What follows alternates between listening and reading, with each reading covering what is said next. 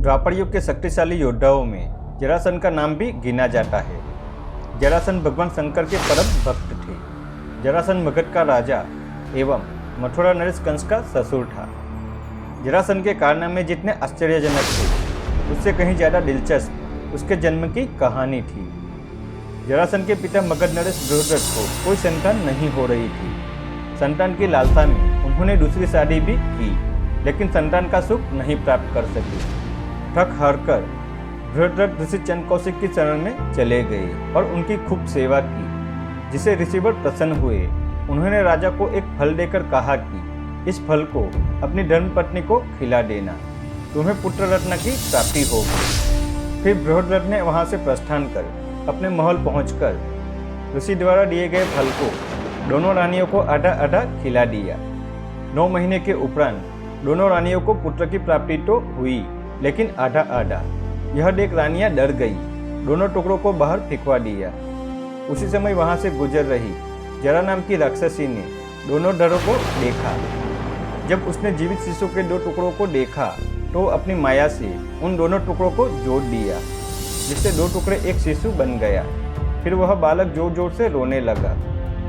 उसके रोने की आवाज़ सुनकर राजा और उनकी दोनों रानियां भी वहां आ गई। राजा के पूछने पर जरा राक्षसी ने सब कुछ बता दिया। जरा राक्षसी की बात सुनकर राजा काफ़ी प्रसन्न हुए और बालक का नाम उसी राक्षसी के नाम पर जरासंध रख दिया। इसका मतलब होता है जरा द्वारा संधित। जरासंध अपने पिता की मृत्यु के बाद मगध का राजा बना। राजा बनने के बाद उन्होंने अन्य राजाओं पर अत्याचार करना आरंभ कर दिया। उन दिनों जरासंध ने बलि देने के लिए 16,000 राजाओं को बंदी बना रखा था। उसकी इच्छा उन राजाओं की बलि देकर अमर हो जाने की थी। इसीलिए भगवान श्री कृष्ण ने जरासंध का वध करने की योजना बनाई। उस समय युधिष्ठिर सम्राट बनने के लिए राजसूय यज्ञ कर रहे थे। इसके लिए सभी राजाओं को पराजित करना आवश्यक था। योजना के अनुसार श्री कृष्ण, भीम एवं अर्जुन ब्राह्मण का वेश धारण कर जरासंध के पास चले गए। फिर जरासंध को कुश्ती के लिए ललकारा। जरासंध समझ गए कि यह ब्राह्मण नहीं है।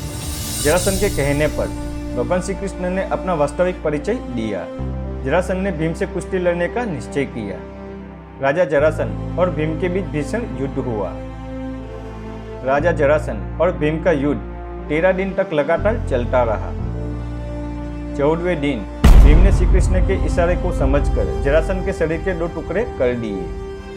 जरासंध वध के उपरांत भगवान श्री कृष्ण ने उसके कारागार में बंदी बनाए गए सभी राजाओं को मुक्त कर दिया और जरासंध के पुत्र सहदेव को मगध का राजा बना दिया।